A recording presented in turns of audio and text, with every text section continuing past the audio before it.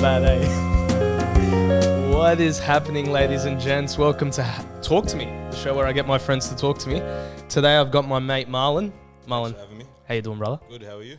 Thanks for jumping on, mate. No problem, anytime. Mate, where do the people know you from? Who are you? Well, people in general, like... Yeah, where do we know you from? How do I know you, bro?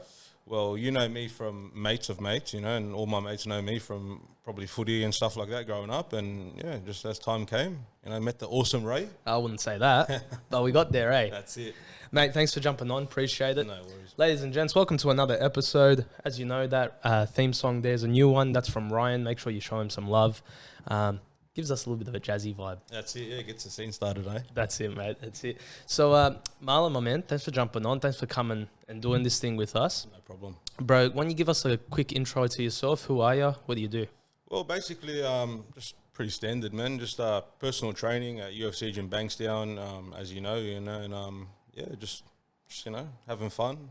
Doing what you do? Doing what I do, you know. But you weren't just always a PT. You were training to actually fight yourself. Yeah, still training to fight and stuff. You know, that's PTs just kind of went well with the job and everything, so blended in. So how'd you get into the whole fighting scene? Because you started off in MMA. Yeah, well, so I started off in footy. Okay. So yeah, you started in the footy scene. Started off in footy and then went across to MMA. You know, didn't quite make footy. It was kind of shattered. So I was like, you know, I'll move over to fighting and yeah. So talk to me about the footy years, bro. So what avenue did you take? When did you finally find out that it wasn't going to be for you? Okay, so basically, like, you know, I grew up playing. Like, when I moved here when I was 9. So, like, you know, I learnt the game and everything like that, and all my mates played. So, once I kind of got into it a little bit more, learnt about fitness and, you know, what that has to do with athletics and, you know, losing weight and getting in shape and stuff, I kind of grew on it, and I loved footy. I loved watching it. So, after I... you know, went on to play a little bit better and stuff. I trialled for Bulldogs 20s. After that, didn't make the cut. So, yeah, just moved on to fighting. And just moved on to fighting from there. Where'd you move from? It's Trinidad and Tobago. So it's like... Oh, really? Yeah. You're from Trinidad? Yeah. I didn't know that. You didn't know that? No. Come on, bro. I don't know where I thought you were from, bro. 100%. Fake mate, for sure. So you're from Trinidad? Yeah. Mate, I've got mates from Trinidad. They're there Really? right now. Yeah. Seriously? Bro, I've got to introduce you to them at church. Yeah, 100%. Yeah. Are That's they like, crazy. They're dark skin or like... Half. Yeah, half. Well, she married a mate of ours from church, and she moved over here, and rest is history there. That's awesome. Okay, so Trinidad and Tobago, what made the move to Australia? So basically, my mum's whole side is over here. So after I hit 9 years old, my mum wanted to be closer to her family again, so we packed up and moved. That was it? Yeah, all the way across the world. Was that weird for a 9-year-old, or did you just not really see it? Different culture shock, you know. It's different. That, you know, it's so it takes you 45 minutes to drive to one side of the island to the other. So you know, imagine moving from that to this place was like massive. Yeah, big change. So. Yeah.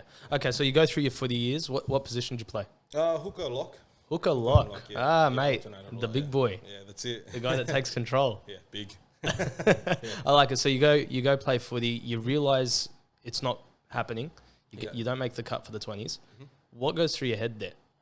It was kind of just like, okay, what's on to the next? You know, I knew I had to be, you know, kind of doing something. So I thought, you know, like I didn't want to just, you know, I kind of just gave up on the footy. You know what I mean? Like, which I probably should have just kept going. You know, what's a not making it? You know, you could have, if it was really your dream, you would have. Yeah, I should have kept, you know, but it is what it is. Things happen the way they did, and yeah, just MMA was kind of the next thing. I always had interest in fighting. I think it's like so, you know, primal as humans. Yeah, so, fair.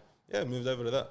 So, did you fight prior to footy, or like did you train prior to footy in MMA or no? Not MMA. I did a little bit of boxing. I had a footy trainer who was also a boxing coach, so we used to box after football practice. Okay, so you had no background in martial arts whatsoever? Well, I did in Taekwondo.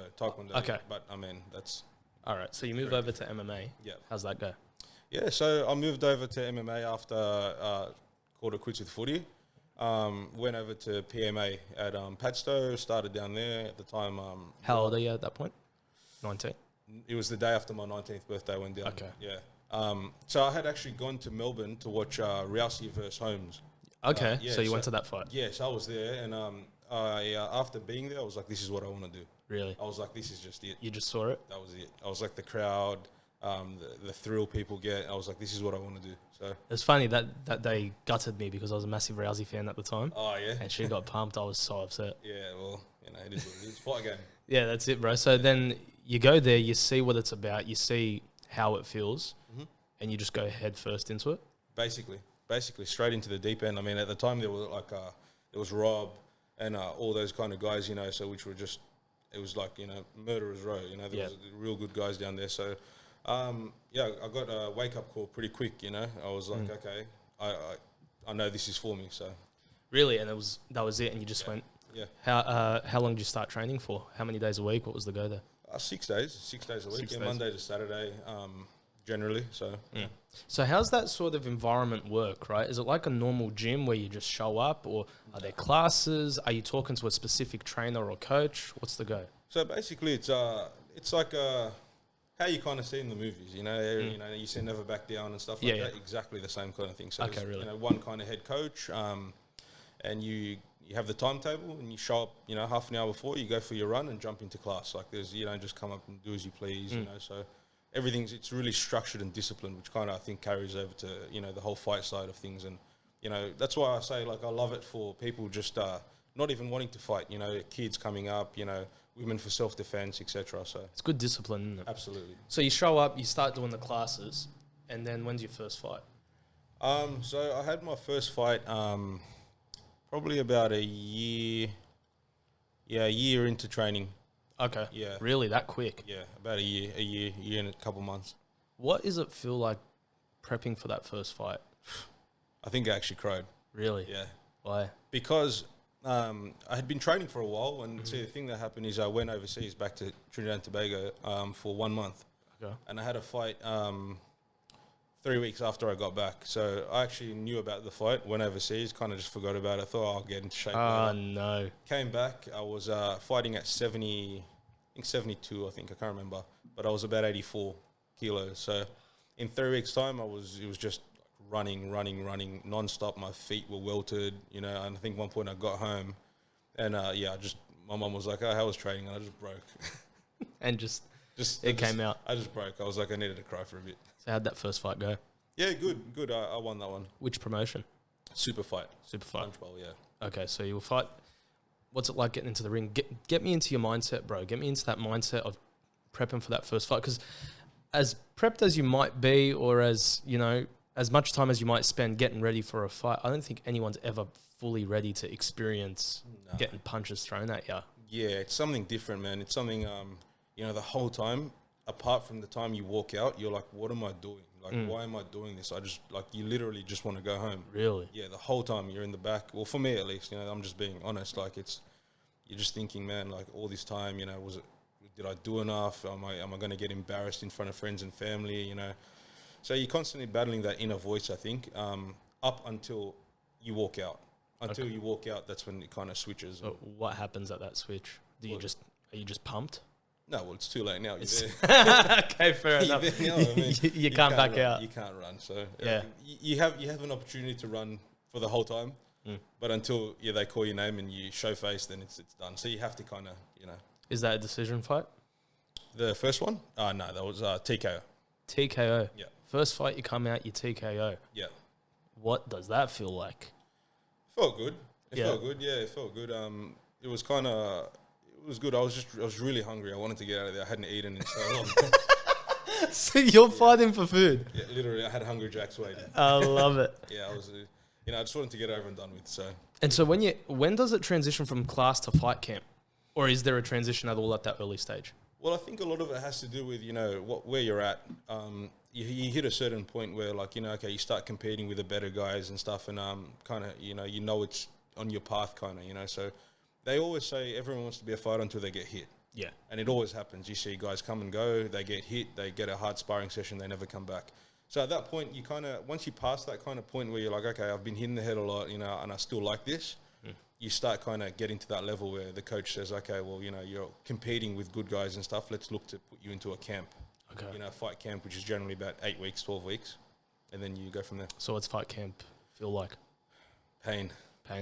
It's just... repetition every single day. Like, you wake up, all you do is fighting, all you do is nutrition. Like, there's nothing else. You don't see, or I don't see my friends. Social gatherings is really hard, stuff like that. So it's all about fighting. So that 3 months is dedicated to that one night. From the time you wake up to the time you sleep, try to sleep. Wow. Yeah. So can you give me a day? Give me a day in the life of a fight camp. Okay, so basically it's, you wake up, you get angry, happy, sad, and then happy again. What time are you waking up? Probably like 7 a.m. 7 a.m. Okay. To go get your run in, on an empty stomach, and then from there basically it's go back home, eat, go to work, then get a time to train. Say in your lunch break, you go do some strength and conditioning. Then you finish that up, finish your day, eat again, then head to training. And that's basically 2 hours of, kickboxing. Say an hour of kickboxing and an hour of BJJ. Okay. And that's how the schedule kind of goes every single day. That's it. Yeah. How do you fit work in with that? Well, you just make it work. That's why PT is what worked well for me, working as a personal trainer, because I could kind of alter my hours a little bit. So that worked well for me. Okay. How'd you get into PT? Because that wasn't that long ago, was it? No, it was 1 year ago. 1 year ago, okay. 1 year ago. Again, it just had to do with fighting. I was doing security before, but, there's only so many, drunk idiots you can deal with, before it just gets on your nerves. So I thought, okay, what's something that lines up with my kind of field? And it was PT, so. Mate, and it was a shock seeing you at the gym, because I'd been going to the gym for, I think, a year at that point. Yeah. I walked past, I looked to my left, I go, that Marlon? Yeah. What's he doing here? Yeah, it's good down there. Yeah. It's good. Nice people and stuff, and it's been a good year. Nice. Yeah. So how's the MMA journey go, man? How many fights have you fought? So I've had... Because COVID stuffed a lot up. Man, COVID came about, and I think for everyone's plans, yourself, everyone else was just out the door, So, it was tough because COVID came about and I suffered a back injury along the same kind of time, which put me out for like 2 years. What back injury was it? Tore my disc and also, bulged the disc, all the good stuff. Nice. When you do it right. If you're going to do something, do it properly. That's it. So, so I did that. COVID came about, so it was just tough, draining, mentally trying to find, how long is this going to last, blah, blah, blah. But yeah, that was what happened with me with COVID anyway. Okay, so how do you recover from a back injury like that? What's your plan? What do you do? I'm still trying to figure it out. It's still bugging you, isn't it? Still bugging me. Yeah. Far out, well, look, it's I think just a lot of, your core strength and stuff like that. But, there's only so much of that you can do. And you're like, okay, it just kind of, I think time, just heals it, over time. So did that happen during training? I don't know. I actually don't know. I felt it a little bit. And then as I kept training and stuff like that, it started to get worse and worse. So I can't pinpoint a specific moment it happened, but I do know when I felt it the most. I was trying to deadlift straight after coronavirus. And, hadn't done weights in like 3 months, 4 months. So, yeah, not smart. Bro, I refuse to deadlift. Yeah, I don't really like it, man. I don't do it. I don't see deadlift, but why so heavy, Yeah, well, I refuse to do it. I tell my mates all the time, I refuse to do it unless I've got a professional with me or someone who knows what they're doing. Yeah, good idea. Because, mate, knowing my ego, just trying to beat myself. Yeah, you do go pretty hard. Yeah. Nah, I couldn't do it, man. I know I would hurt myself doing it. Yeah, I think you would too. Yeah. You always go above and beyond. So. 100%. Bro, I did a, what was it? A 1 rep max on bench the other day. And I filmed it, and I saw myself struggle street. I put on 5 kilos more than I should have. Yeah. And my back is just arching, trying to get this thing back up. I was like, yeah, never again by myself. Yeah, I don't know. I see, look, it's you got to do it smart. I think I've learned, you got to do things smart, because otherwise you just end up hurt, and from what I've heard anyway, like there's no real point in, squatting to depth and all that kind of stuff. It's, a lot of box squats are beneficial, because, it's less injuries and you're more protective. So you got to protect your body, man. You got one. Bro, and it's so easy to get injured in there. Yeah, well, your leg, your leg is... I know more than anyone at this point. Yeah, so... But how do you help someone get out of that, right? Because you helped me get through some of that stuff as well. How do you see a client come in, they've injured themselves, or they're trying to get back to weight. Mm-hmm. How do you help them get into the right mindset there? Well, for starters, you got to try to find why someone's doing something, because, I think motivation, as we spoke about the other day, can only take you so far, the discipline carries over. So I think that's where a lot of people struggle to find, longevity and consistency is between discipline and motivation. Anyone comes in motivated on the first day of the month, but after a few weeks, they're gone. So I think it's about finding an emotional trigger. Like, why does someone want to do something? So, especially in a month like January, right? It's known as the month where everyone shows up to the gym. Yeah. Everyone's motivated, ready to go. Yeah. But it's trying to push past that motivation point. How do you push past the motivation to discipline and just, it's 5 o'clock in the morning, you do not want to get up and go. You're in pain from the day before. How do you get up and push forward? Well, I think it's just a matter of just doing it. Really? Doing it, yeah, because obviously it's like you said, it's 5 o'clock in the morning, you don't want to do it, which is every reason why you should, because you don't want to. So I think that's once you get past that point of, okay, I don't want to do something today, but you go and do it anyway. After riding that way for a little bit, you kind of rely on discipline rather than motivation. So yeah. Yeah. And you got to make that switch, right? Yeah. It's a switch in your head. Yeah, I think, some people, they hit a certain point and they're just like, okay, I've got to do something about this, whether it's putting on too much weight, or, that, I'm fat, or, I'm too skinny, whatever it may be. You hit that point where you just kind of flip the switch and you got to just, do what it takes. So. And you got to just go. Yeah. And we're talking about it the other day, the whole mindset of doing more than the bare minimum. Yeah. Because it can be so easy just to live on the bare minimum, Yeah. Bare minimum is where people, dreams die. So it's where comfort sort of just takes place and sits. Yeah, like we spoke about, comfort is the ultimate killer of anything you're trying to achieve. So, you get too comfortable, then you stop growing. Once you stop growing, then you have no more levels to reach. So, yeah. Are you comfortable? Like right now, this is a nice chair. Hey, these chairs are older than me. Nah, man, nah. Never. Like literally every single day is a battle. Yeah. Every single day of, even fight camps is a battle. Like I don't want to do that every day. I don't want to wake up and, basically eat as much as a rabbit for the whole day and, train 3 times. It's just, I don't like it. Bro, I can't imagine you at 72 keys. Yeah, well, that's light. Maybe not now, but that is light, bro. Yeah, it's light, man. Mate, how do you get yourself down to that? Just diet and training. I mean, you train so much, like your weight's going to come down anyway, but you hit a certain point where you plateau, so it's basically, air and water. Air and water. What are you eating during a fight camp like that? A lot of lean meats, sweet potato, stuff like that. Just everything kind of like, whole foods, kind of like, no takeout. If anything, I might have a couple muesli bars, like as like a cheat meal. Yeah, that's your cheat meal, a muesli bar. Yeah, I used to get hungry in the middle of the night, sneak out and have a couple muesli bars, yeah. So apart from that, it was just, chicken breast, turkey. When does that get old? First week or second week?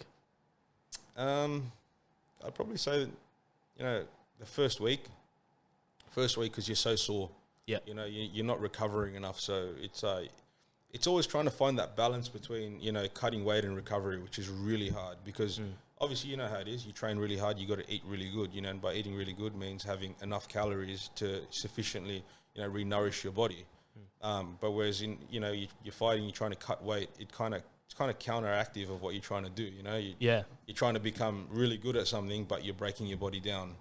So you're sort of hitting 2 separate sides and they're fighting against each other. Basically, yeah. To be fully fit to go into battle. Yep. How?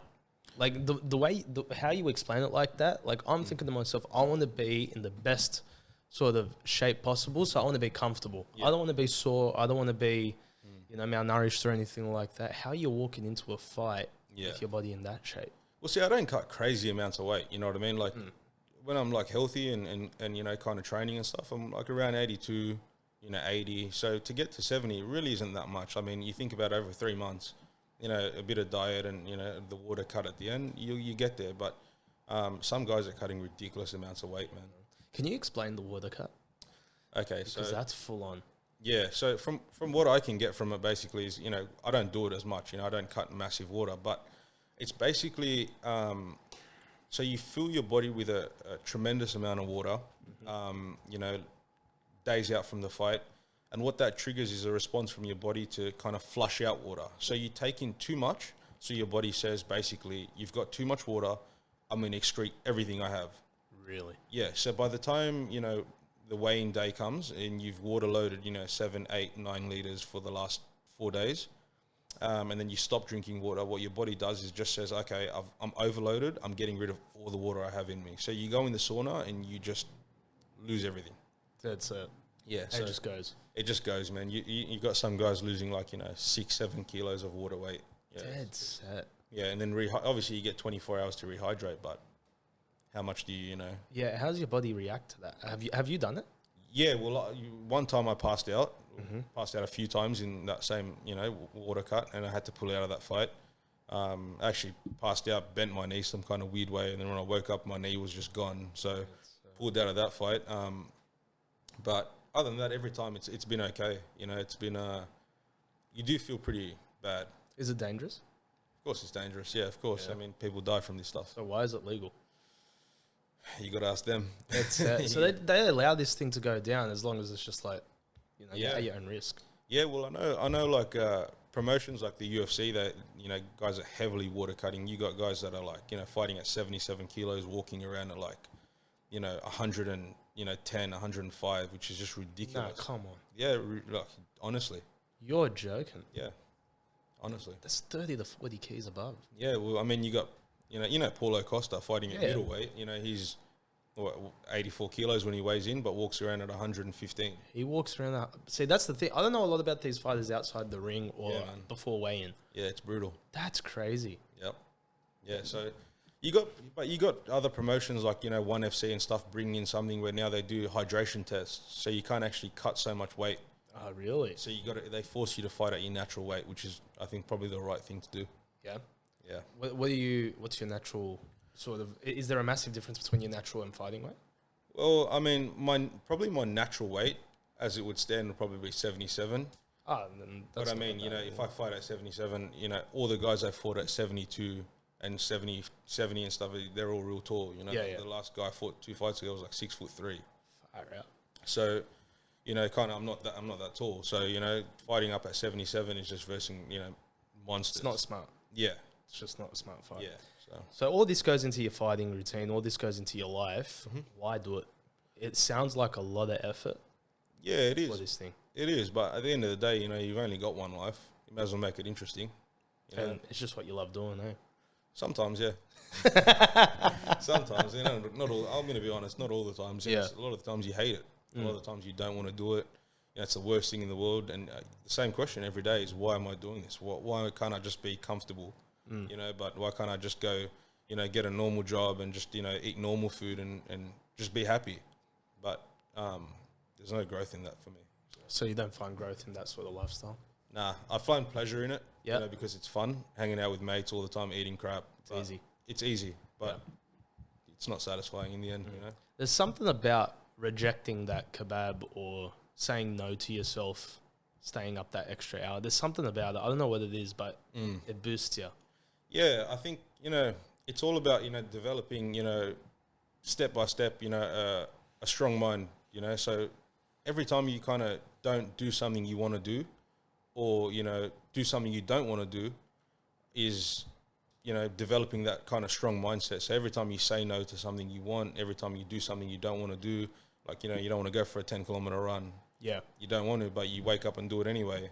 That's kind of building that mindset, I think. So step by step, I think it becomes easier over time. Well, easy for you, mate. You did 20 Ks the other day on the bike. Yeah.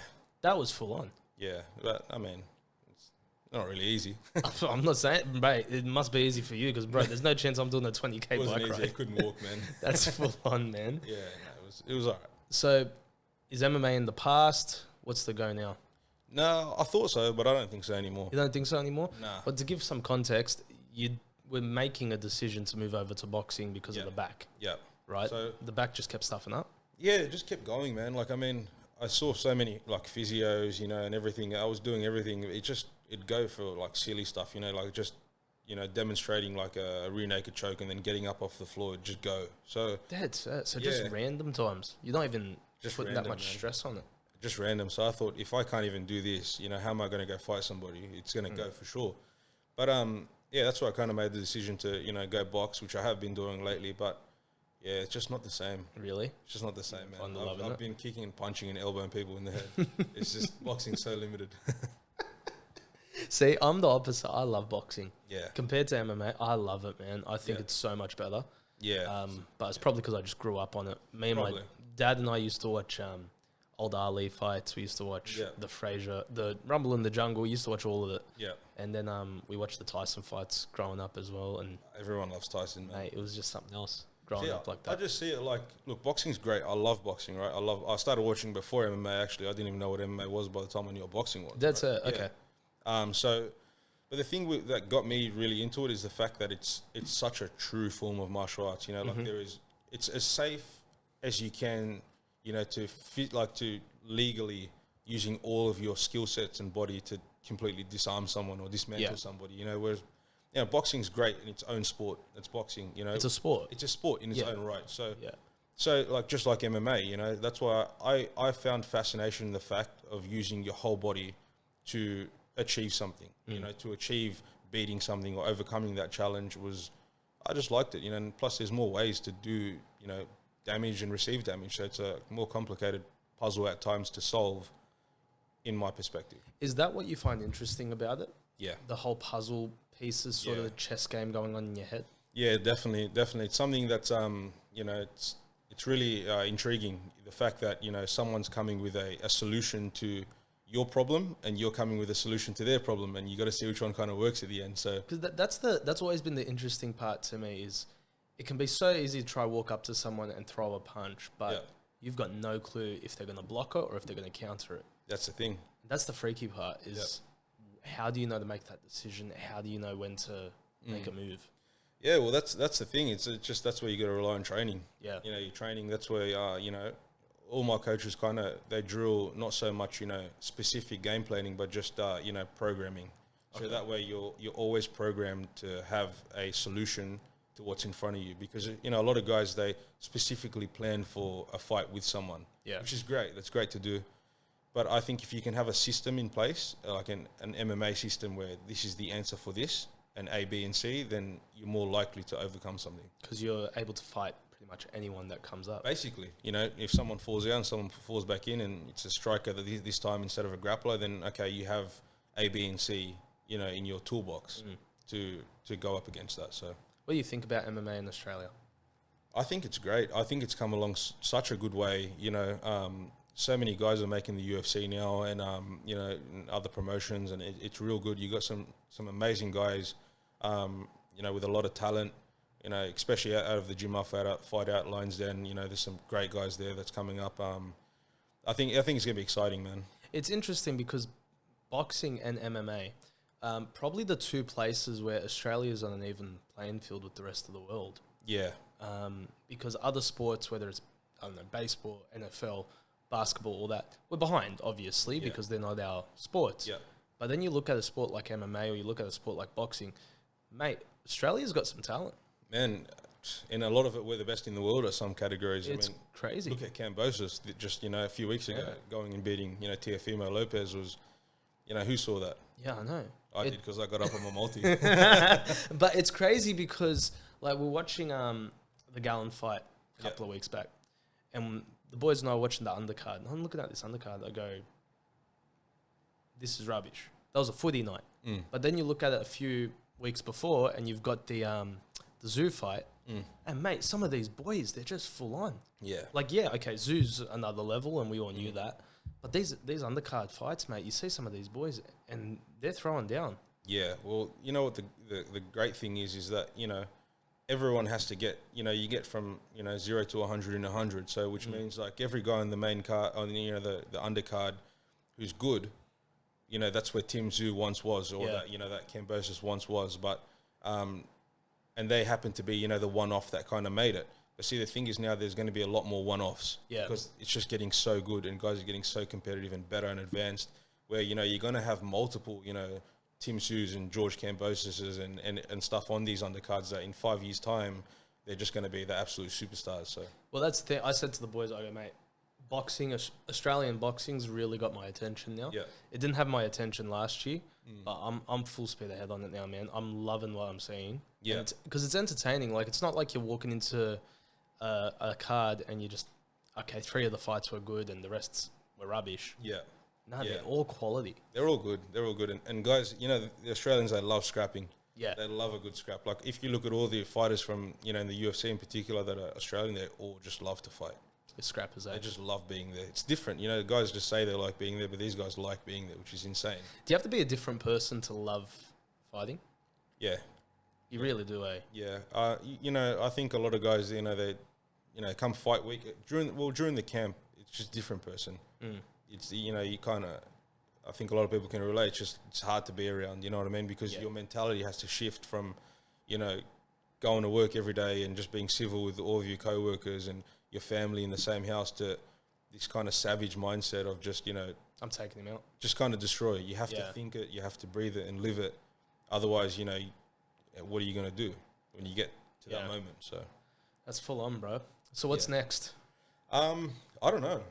I don't know. I'm really just preparing, you know, and trying to get the weight down, COVID weight, you know, put on a lot of weight. Nothing was happening. I'm really just trying to prepare and just let wherever, you know, I have to go. Kind of, if that's boxing or 22 is an assessment year. Just assessing everything, taking a look. Not really. No? I wouldn't call it an assessment year. I'd call it more of like just an action. You know? Just take action. Like I'm just, you know, really focus on that kind of mindset of just whatever comes doing what has to be done. I like that. Yeah, and whatever comes up, whether that's MMA or boxing next. Couldn't tell you. That's interesting, bro, because you've been through a fair bit with your back and all that stuff. So it's sort of just like, it's a very interesting mindset to take because it's like, okay, whatever's going to happen, I'm going to do it. Well, that's what you learn, man. You deal with things. Look, what I learned was you grow up, you know, when I first started, like with MMA, it's like, oh, I'm going to be this and I'm going to do that and I'm going to do this by, you know, 23 and by 24, I'm going to be this.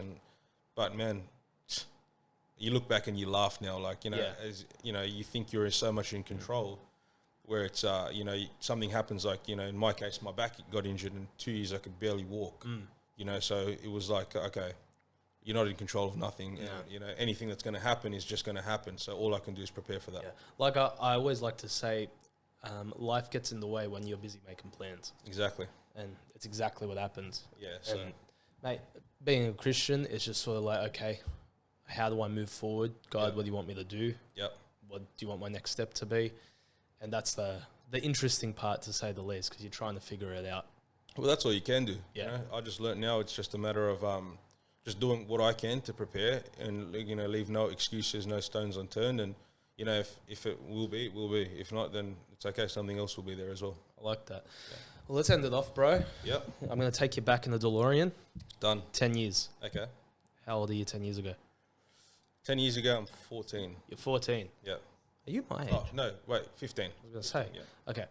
15 years old, what's the one piece of advice you're giving him? As you put me on the spot with this one. That's a hard question. I like this one because no one seems to have an answer for it straight up. It's a hard question to ask.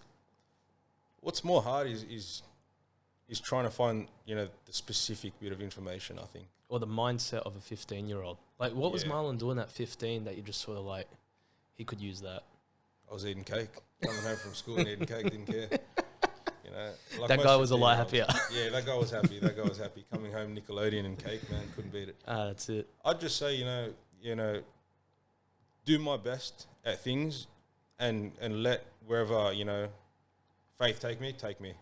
You know, but just keep trying my best no matter what. So, yeah, don't give up. You know, keep backing myself and like, you know, just be happy with things happening or not happening. So yeah, that's a fair piece of advice, man, because that's actually hard. Yeah. Like, I don't know. Personally, I find it a lot easier to back someone else. Yeah. Like, if I know someone's good at something, I'll back them to the limit. Yeah. But myself, I find it hard to back myself. Yeah. You know? Yeah, naturally. Naturally, it's just like, I'm not going to, you know, even with this, like, I don't push the podcast stuff as much as I probably should. But that's just because I'm not good at that for myself. So telling someone to back themselves, that's a fair piece of advice, man. Yeah, but I think more so too backing yourself through failure, because, you know, a lot of the times, you know, kids believe, you know, growing up, you believe you can do anything, you can fly if you wanted to, right? Yeah. So at some point you start learning that there's failures in life, that you're gonna fail, you're gonna jump, but you're gonna fall, you know, and you learn that. But I think it's so important to, you know, teach yourself or learn at a younger age. If I could tell me then that I'm gonna fail, you know, I'm not going to achieve something when I think I am, or I might, you know, but I just have to learn to be neutral at it. Yeah.